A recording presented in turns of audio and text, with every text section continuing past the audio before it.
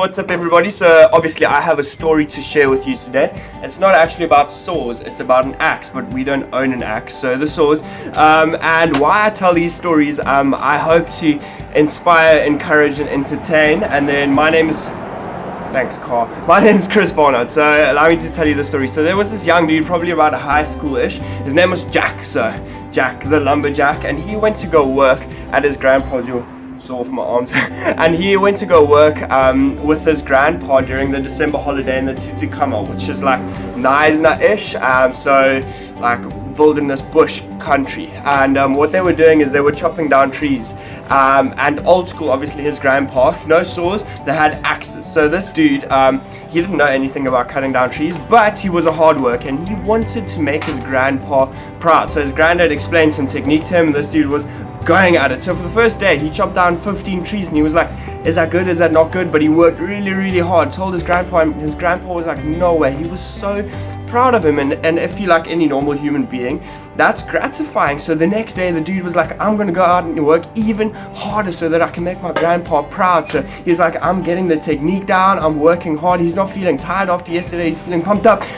But by the end of the day he only gets 12 trees cut down. He's like, man, what's going on? So he goes to his grandpa and he's like, Gramps, I'm sorry. And his grandpa tells him, don't worry about it. The next day, like tomorrow, you can put in a lot of hard work, like you'll be able to do it, I trust you. And the dude goes out the next day and he's like, I'm gonna chop these trees down, and he chops them down. He doesn't use the saw, he uses his axe, and he chops and he chops and he chops and he gets tired, but he keeps going at it, works really hard, and only chops down 9 trees.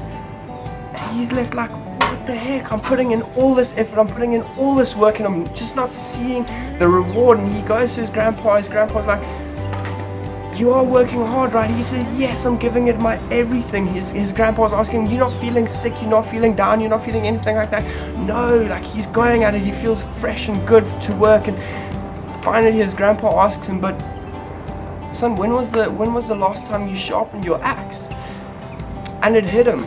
And maybe you're asking yourself now, well, Chris, why are you telling me the story? Like, I'm not going to cut down trees, I don't have to sharpen my axe or my saw or whatever, but I want to relate it to us in our daily lives. Like, we are working really hard to achieve certain goals, but I want to encourage you this week to take some rest, because that's what sharpening our axe looks like. It looks like rest. And I want to give you 3 practical tips for resting. So I'm at Stellenbosch, which means I have a week off now to rest and recharge my battery so that I can go work hard. My friends at UCT, you guys are going back now, so I'd encourage you, even resting within an hour. Or if you're in high school, I know you're heading into test week and like exams and stuff right now, so resting is important for all of us, sharpening our axe, because in the long run you're going to get more work done. So I have 3 R's of resting. The first one is reading. Now, if you're like me, 2 years ago I used to hate reading, didn't enjoy it at all, but I promise you, if you find the right book to read, you are going to enjoy it. And I associate reading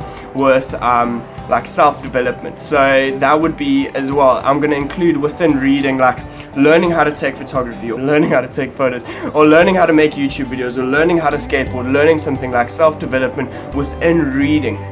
And then the second one is going to be running. So exercise is always good. Not all of us enjoy exercise, I do understand that, but I'd encourage you to take one of these 3 things and then go and apply that. The last one is running away which sounds ridiculous, but what I mean by that is getting out of your immediate environment, your space, like running away in essence, getting out of your work environment. Because for me, taking an hour break and sitting on the couch, that isn't recharging. But if I go down to the promenade for an hour and just get some fresh air, running away in essence from my work environment, then I feel recharged. So I'd encourage you with those 3 R's, not 4, 3 not 2, 3 R's, reading, self-development, running, and running away. So I'm going to leave you with that for this week.